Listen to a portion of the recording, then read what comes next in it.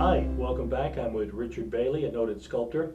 He's been carving for over 50 years. He's received commissions from all over the world, for his work can be seen in many homes, museums, churches, and galleries. Welcome. Thank you very much, David. Thanks so much for here. being with us. I know, as I said, you've been doing this for 50 years. Yeah, Tell me about it's that. too much fun to quit, so I just have to keep doing it, you know. I started in high school, did a head bust of Eisenhower, and my mother said we were related to Eisenhower. Really? And I was surprised that I did find out we are. I was ninth generation years ago, because of families interviewing, and lived in Pennsylvania. He had 12 in his family, and my mother's side had 12. But anyway, so it was exciting to start the head bust of Eisenhower in school, and I got extra credit there for doing that, and with a history class. And so I went on from there. A few years later, that was on a salt block. A few years later, I started a head bust of Abraham Lincoln. And the tombstone man in Smyrna, I went to church with, he kind of said, yeah, he had some stone he would sell me and tools. So, okay, so I'll start with him. So I started with the tombstone man, which was only a couple of miles from where I lived, and of course I knew him from church, and that was interesting. So he gave me the tools, but I didn't really know what to do with them too much. Sure. Because so I did finally go and get a head bust of Abraham Lincoln, and then I had a model. And once you have a model, you have somewhere to go, because you see, your idea is the most important thing. And sometimes it takes longer to get an idea than it does to do it.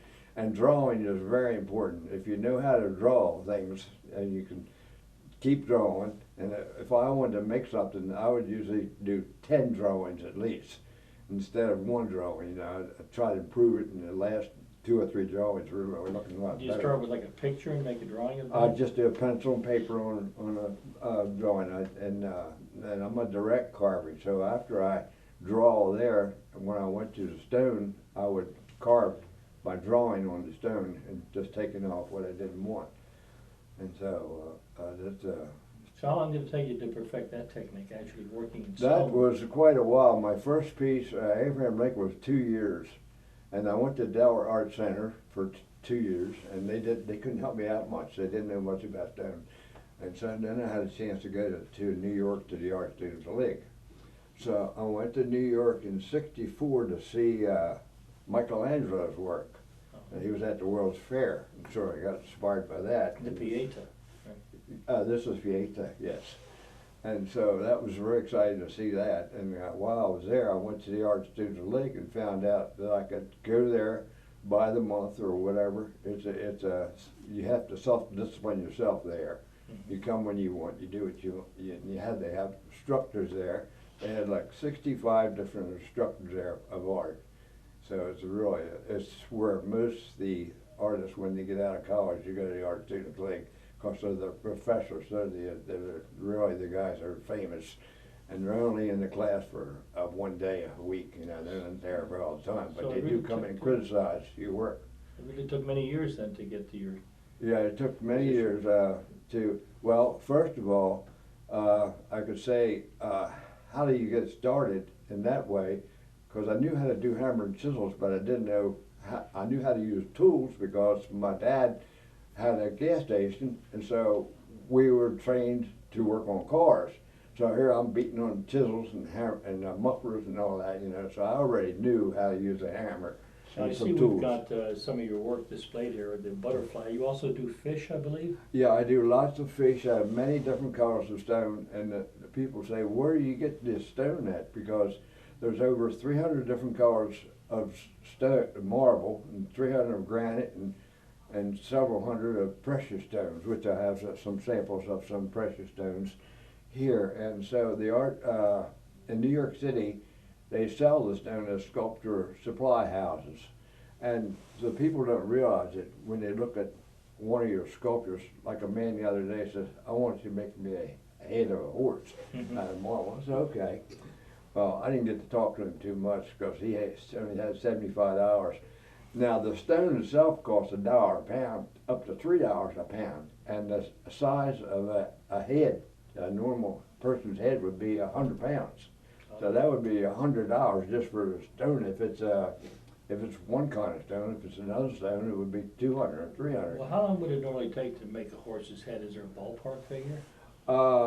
Well, my first head, like I said, took me 2 years of Abraham Lincoln. Now my next head was a head bust of Jesus Christ, and that was 200 pounds, and that took me 5 months at the art student leg by hand, because it's all hand chiseled there.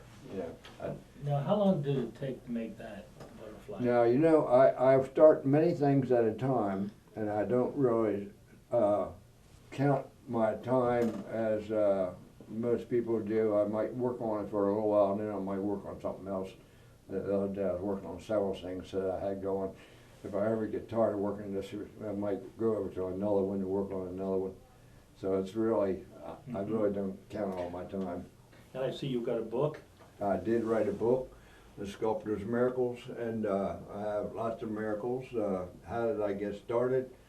I started because I went to church one day with my mom and family, and their preacher was preaching, if you work in gold, silver, precious stone, wood, hay, or stubble, your work will be tested by fire. So I said, well, And then the voice said to me to work in stone. Okay. I said, oh, now I know what I'm going to do, because I was 16, I didn't know what I was going to do, and that was after my head bust of Eisenhower. So I started working in stone then. That was my key. That's how come I went to the Delaware Art Museum and so forth. And Italy, of course, I went to Italy. I brought back several tons of marble from Italy. I worked with 10 sculptors in Italy, and just at Carlo Nicoli's studio. I rented a space, and they were very friendly and very nice, and I really had a great success there. What a tremendous background. Yeah, this is great. And of course, I wasn't afraid to go into a gallery, and all the galleries in New York City when I lived there 4 years, going to the Art Students League, and Newsel School for Social Research. And later in the summer, I went to Goddard College in Vermont for drawing, and Barry, Vermont for tombstones. I worked at tombstones for a while, because once you learn the stones are like diamonds 10, and the marble's 4, and your granite's 6, and your steel tool is 5, and so precious stones are 7 and 8 in hardness. So this interview could go on for hours, I could tell. I'm sorry. But no, this was great. Yeah. We'll have your website on there. We'll have your phone number where people can call you to find out how they can acquire some of these things. Expertise developed over a lifetime. Thank you so very much. Thank you very much. I certainly appreciate it. Thank you very much. Senator Richard Bailey, renowned sculptor from right here in Delaware. Well, I hope you enjoyed today's program. We interviewed the owner of C&U Fit, Evans Arms Trading, here in Dover. We also interviewed the executive director of Habitat for Humanity, John Gallo, and we finished up with well-known sculptor Richard Bailey. See you next time.